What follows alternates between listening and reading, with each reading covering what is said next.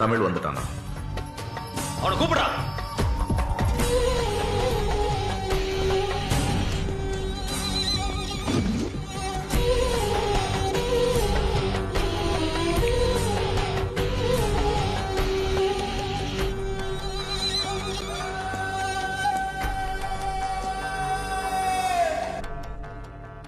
தமிழ் எந்த மேட்டரா இருந்தாலும் தனியா நின்று கலக்குறியாமே.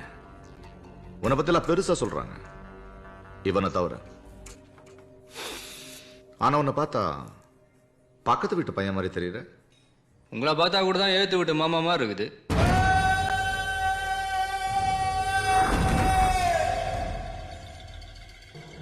என்னை பத்தி உனக்கு தெரியாது, தெரிஞ்சுக்கோ.